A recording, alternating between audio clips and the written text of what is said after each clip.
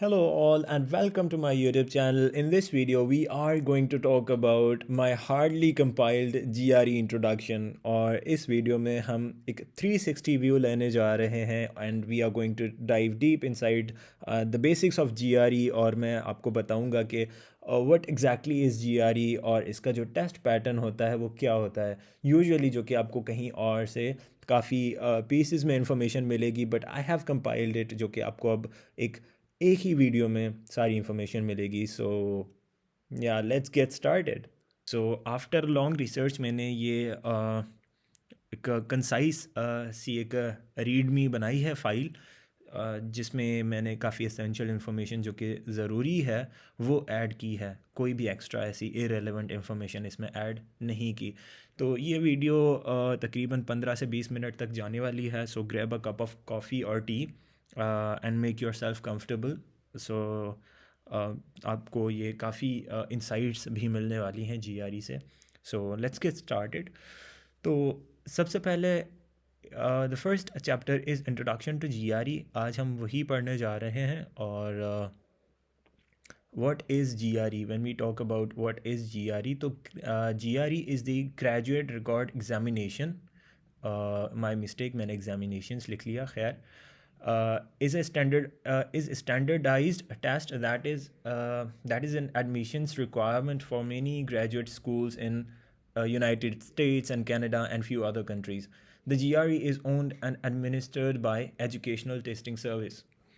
तो जीआरई एक standardised test होता है जो कि बंदा जब भी ग्रेजुएट होता है तो उसका रिकॉर्ड फॉर एग्जांपल उसको इवैल्यूएट करने के लिए वो टेस्ट लिया जाता है to measure the level of knowledge. अब यहाँ पे जैसे मैंने लिखा हुआ है, GRE evaluates the knowledge level of critical thinking and accumulated knowledge. अब यहाँ पे देखा जाता है कि बंदा जो अप्लाई कर रहा है, जो टेस्ट दे रहा है, उसका लेवल ऑफ क्रिटिकल थिंकिंग क्या है और जो उसने आज तक नॉलेज अक्यूमुलेट की है तो उसका लेवल क्या है, राइट। तो अब ऐसा नहीं है कि ये आपके इंटेलिजेंस का टेस्ट है, तो इस तरह का कोई सीन नहीं है। So you don't have to worry के लाइक कुछ टेस्ट होते हैं तो जिसके लिए हम प्रिपेयर करते हैं तो हम मेंटल कैपेसिटी की वजह से रह जाते हैं। सो जीआरई इज़ समथिंग जिसके लिए आप प्रिपेयर कर सकते हो।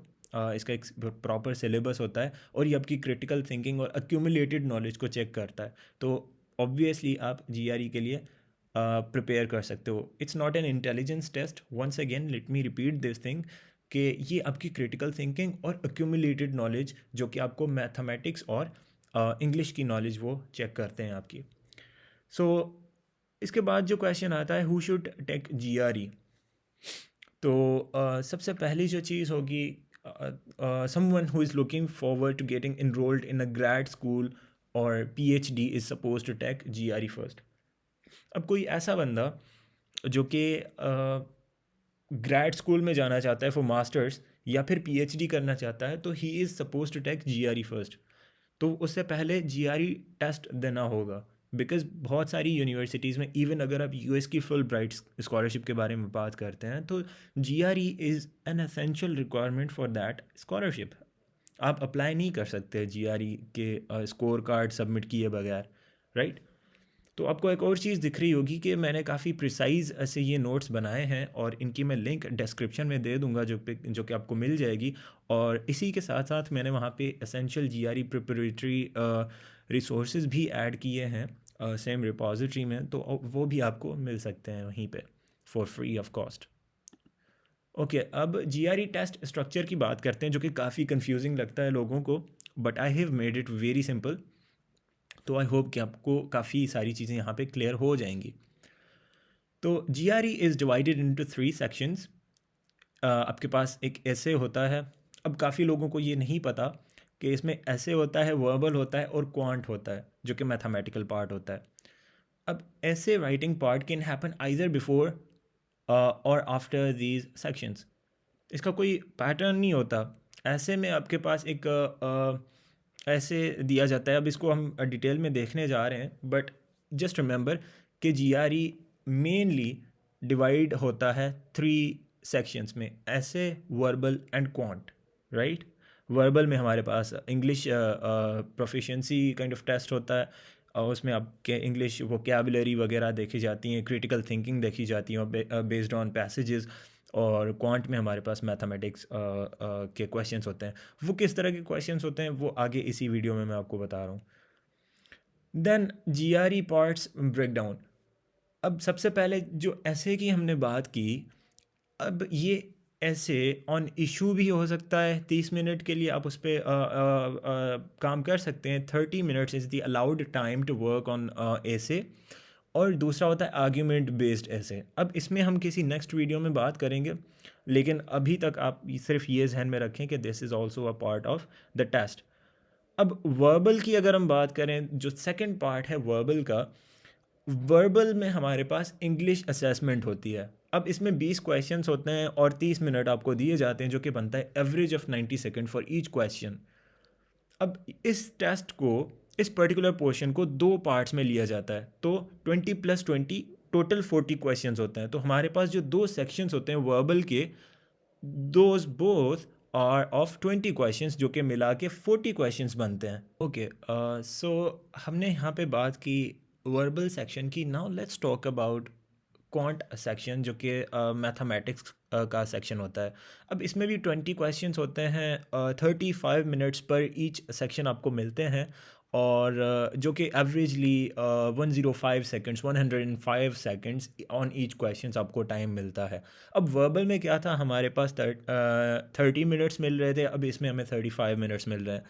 तो वर्बल के कंपैरिजन में we have 15 more seconds on each question in quant section, right. और यहाँ पे अगर बात करें क्वांट सेक्शन की, तो वंस अगेन ये भी दो सेक्शंस में हमारा होता है। सो 20+20 40 क्वेश्चंस हमारे क्वांट के यहाँ पे भी बन जाते हैं। So this is the same thing जो कि इसके लिए भी रिपीट होगी। अब कुछ एक्स्ट्रा इन्फॉर्मेशन यहाँ पे इसकी जो है वो है, there may be an experimental section either verbal और क्वांट। अब ये किसी को नहीं पता होता कि या ये वर्बल होगा या क्वांट। अब ये फोर्थ सेक्शन होगा, क्योंकि ऑलरेडी हमारे पास क्या था, एक वर्बल सेक्शन हो गया, क्वांट सेक्शन हो गया। ऐसे तो एक दफ़ा हमारा हो गया, बट हमारे पास जो दो सेक्शंस वर्बल के होंगे, दो क्वांट के होंगे, उसके अलावा एक और एक्सपेरिमेंटल सेक्शन होगा, और वो आपको पता नहीं चलेगा कि वो वर्बल है या क्वांट है, right. The whole process of test can take more than 4 hours. अब पूरे टेस्ट का जो प्रोसेस है वो 4 घंटे से ज़्यादा चल सकता है।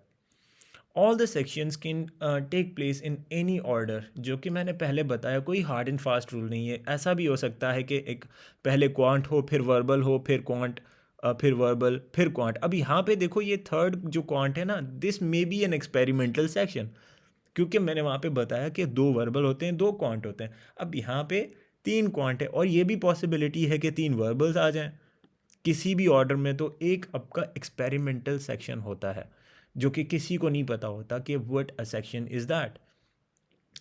अब थोड़ी मैथ सेक्शन के डोमेन की बात करते हैं, एस्टिमेशन की, कि किस तरह के क्वेश्चंस आते हैं।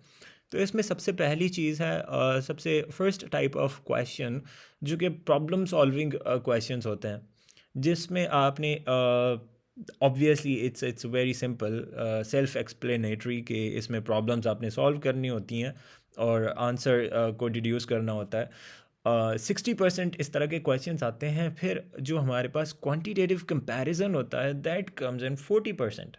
उसमें हम डिफरेंट क्वांटिटीज़ को कंपेयर करते हैं। तो इसके बारे में एक डेडिकेटेड वीडियो अलग से मैं बनाऊंगा, इसको थोड़ा सा कट शॉर्ट रखते हैं। अब वर्बल सेक्शन में क्वेश्चन टाइप अगर देखी जाए, तो वहाँ पे टेक्स्ट कंप्लीशंस आती हैं 7 पर सेक्शन। और अच्छा, अगर मैं यहाँ पे एक चीज़ यहाँ पे ऐड करूँ, तो मैथमेटिक्स सेक्शन में हमारे पास भी मल्टीपल टाइप के क्वेश्चंस होते हैं। ऑल दो मेजॉर अगर हम इनको क्लासीफाई करें तो इन दो कैटेगरीज़ में आते हैं, लेकिन इसमें भी हमारे पास लाइक टेक्स्ट इनपुट या फिर इस तरह के और क्वेश्चंस आते हैं। लाइक वहाँ पे आपके पास टेक्स्ट फील्ड होती है, जहाँ पे सिर्फ आपने आंसर इनपुट करना होता है। मल्टीपल चॉइस क्वेश्चंस आ रहे होते हैं, तो डेफिनेटली इसको भी कंसिडर करना चाहिए। अब वर्बल क्वेश्चन टाइप एस्टिमेशन की बात करें, तो जो टेक्स्ट कंप्लीशंस हैं वो 7 के करीब आती हैं। Like from 20 you almost get 7 text completion questions. अब इसमें 1 ब्लैंक वाले 2 के करीब होते हैं और 2 ब्लैंक्स वाले 2 से 3 आ जाते हैं क्वेश्चंस, और 3 ब्लैंक वाले 2 से 3 क्वेश्चंस आ जाते हैं। तो इस तरह का इसका एक पैटर्न होता है। अब ये हार्ड एंड फास्ट रूल नहीं है, लेकिन majority, based on majority statistical data, this is deduced के इस तरह का जो है पैटर्न बनता है। अब सेंटेंस इक्विवेलेंस के 4 क्वेश्चंस आते हैं, इनको हम डिटेल में बाद में डिस्कस करेंगे कभी। और रीडिंग कॉम्प्रीहेंशन के 9 क्वेश्चंस पर सेक्शन आते हैं, राइट। और अब this is the main topic. अब आप बात कर रहे होंगे, अब आपके जहन में ये क्वेश्चन आ रहा होगा कि what exactly is the scoring schema in GRE। तो each question is worth 1 point. और स्कोरिंग रेंजेस की अगर बात करें तो both verbal and quant sections have score ranges of 130 to 170 each. क्योंकि मैंने बताया था कि 40 क्वेश्चंस आते हैं हमारे उन दोनों सेक्शंस में से, राइट। लाइक 20 एंड एक सेक्शन में और 20 दूसरे सेक्शन में, राइट। तो आपका जो फॉर एग्जांपल आपका फर्स्ट वर्बल है, उसमें दैट कंटेन्स 20, फिर आपका क्वांट सेक्शन आ जाता है या फिर वर्बल होता है। तो ये इस तरह जो चारों होते हैं, तो उनमें दो दो जो डिफरेंट डोमेन्स के आपके सेक्शंस हैं, लाइक 2 वर्बल सेक्शंस जिस पे 20-20 मार्क्स हैं, दिस मेक्स 40 मार्क्स। और ये 130 आपका एक लोअर रेंज है जो कि प्री डिफाइंड है। तो यहाँ से स्कोर रेंज शुरू होती है 170 तक फॉर ईच डोमेन। अब टोटल स्कोर होता है, अगर हम 170 को मल्टीप्लाई बाई 2 करें तो ये बनता है 340 का मैक्सिमम स्कोर, राइट। और ओवरऑल स्कोर रेंज जो फिर हमारे पास बनती है, दैट इज़ फ्रॉम 260 to 340। मतलब टोटली आपके पास 80 जो आंसर्स होते हैं, ईच क्वेश्चन वर्थ 1 पॉइंट, तो वो 80 का यहाँ पे आपको डिफरेंस देखने को मिल रहा है। ऐसे की अगर हम बात करें तो ऐसे में जो आपको स्कोरिंग मिलती है, दैट इज़ फ्रॉम 0 to 6.0। और score above 315 is considered to be a good score. Usually 300 से ज़्यादा अप्रिशिएबल होता है, और लेकिन 315 या फिर उससे ज़्यादा का स्कोर जो होता है वो काफ़ी अप्रिशिएबल होता है। अब एक और चीज़ है जो है कि काफ़ी इम्पॉर्टेंट है, काफ़ी कंफ्यूजिंग भी है काफ़ी लोगों के लिए। सो इसका नाम है सेक्शन एडाप्शन। सेक्शन एडाप्शन क्या है? There are 3 difficulty levels in GRE: easy, medium and difficult. The test is adaptive and sets difficulty of succeeding section based on the performance in current. If you perform well in first section, the next section will be harder and vice versa. अब for example अगर आप GRE test दे रहे हो और आपने verbal section दिया सबसे पहले, तो सब everyone starts with medium difficulty questions. तो वो जो आपका पहला सेक्शन होगा उसमें मीडियम लेवल की हार्डनेस के क्वेश्चंस आएंगे। अब ऐसा नहीं है कि उसमें सारे मीडियम लेवल होंगे, नहीं, इजी भी होंगे, मीडियम भी होंगे, लेकिन इतने टफ क्वेश्चंस नहीं होंगे। तो based on your performance in that test, उस सेक्शन में आपकी जो परफॉर्मेंस है उसके हिसाब से आपका जो नेक्स्ट वर्बल का जो सेक्शन होगा, अब वो किसी भी ऑर्डर में हो सकता है। फॉर एग्जांपल अगर आपने पहले वर्बल दिया फिर क्वांट होता है, फिर दोनों क्वांट के सेक्शंस भी हो सकते हैं, लास्ट में दूसरा वर्बल सेक्शन हो सकता है। तो ये इसका कोई पर्टिकुलर ऑर्डर नहीं होता। तो ये चारों जो सेक्शन है किसी भी ऑर्डर में आपके कंडक्ट किए जा सकते हैं। तो अगर आपने अपने पहले सेक्शन में, वर्बल सेक्शन में काफ़ी अच्छा स्कोर किया, तो दूसरा जो सेक्शन होगा वो ऑटोमेटिकली डिफ़िकल्ट पे स्विच हो जाएगा और उसमें डिफ़िकल्ट क्वेश्चंस आएंगे। और इसका ये फ़ायदा है कि उसका आपको फिर बोनस पॉइंट, उसके आपको बोनस पॉइंट्स मिलते हैं। और अगर आपका पहला जो मीडियम लेवल डिफ़िकल्टी का सेक्शन आ गया वर्बल का, और आपने उसमें अच्छा परफॉर्म नहीं किया, तो आपका जो सेकंड वर्बल पोर्शन होगा दैट विल बी इजी। तो आपको तो फील होगा कि क्वेश्चंस इजी आए हैं, लेकिन you have lost your bonus points. तो कोशिश ये करनी होती है यूजुअली कैंडिडेट्स को कि आपका जो पहला सेक्शन है वो आपने अच्छा अटैम्प्ट करना होता है, ताकि आपके पास या तो जो नेक्स्ट सेक्शन आ रहा है वो मीडियम आए या difficult, it shouldn't be easy. फिर आपको तो सेटिस्फेक्शन मिल जाएगा, आपने क्वेश्चन सही किए हैं, लेकिन अंडर द हुड आपको वो बोनस पॉइंट्स नहीं मिलेंगे।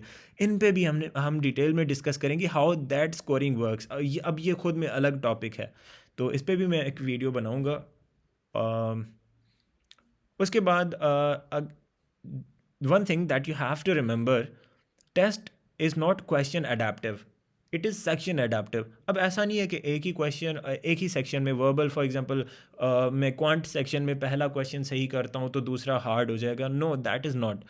अब ये पहले होता था, पहले जो जीआरई था उसमें इस तरह होता था। अब पहले भी कंप्यूटर बेस्ड टेस्ट थे, अब भी कंप्यूटर बेस्ड टेस्ट है, तो ये अडेप्टिव है, डायनामिकली अडाप्ट कर देता है डिफ़िकल्टी को।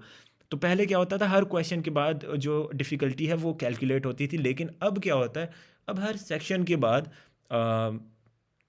जो है वो डिफ़िकल्टी चेंज होती है, एडजस्ट होती है। Now that means the difficulty of questions in the section is not dependent on the performance in that section, but on the performance in the previous section. अब आपका जो current section है, for example आप दूसरा quant का section दे रहे हो, तो वो डिपेंड करता है, वो कितना डिफ़िकल्ट है, वो प्रीवियस आपके क्वांट के सेक्शन के परफॉर्मेंस पे डिपेंड करता है। However question in quantitative comparison tend to become difficult as you go on in a single section. अब इसका क्या मतलब है, how this thing can help you in save your time, वो नीचे हम देख लेते हैं। Old G R E was question adaptive but new G R E is not, be mindful of that. अब टाइम सेविंग टेक्निक्स की बात करते हैं। वर्बल में आप टाइम किस तरह बचा सकते हैं, वंस अगेन ये अलग से खुद में टॉपिक है जिस पे एक अलग से वीडियो बनेगी। Read the question first then read the passage. पहले आपने क्वेश्चंस जो आप क्वेश्चन मिला हुआ है और जो उसमें से सबसे पहले क्वेश्चन को पढ़ना है कि व्हाट क्वेश्चन इज़ आस्किंग। तो उसके बाद ही आप अगर पैसेज को पढ़ोगे तो इवन आप स्किम भी कर रहे हो तो आपको काफ़ी सारी इंसाइट्स वहाँ से मिल जाती हैं जल्दी। वर्बल में एक और चीज़, text completions are difficult, try not to spend more time on each. Quant के बारे में, quantitative comparison questions get harder eventually, feel free to skip last few questions and get back to them afterwards. अब यहाँ पे अगर आप एक question में फंस जाते हो तो ज़रूरी नहीं है कि उसको आप फिर कंप्लीट करके ही छोड़ें। So this was all for this very video. अब ये जो है ये चीज़ें this is very detailed breakdown जो कि आपको काफ़ी सारी इंसाइट्स दे देगा जीआरई के टेस्ट में। मैं इसकी जो है इसका लिंक डिस्क्रिप्शन में दे देता हूँ, make sure to visit this. और उसके अलावा भी बहुत सारी चीज़ें आप लोगों के लिए वहाँ पे रखी हुई हैं। Stay tuned for the next video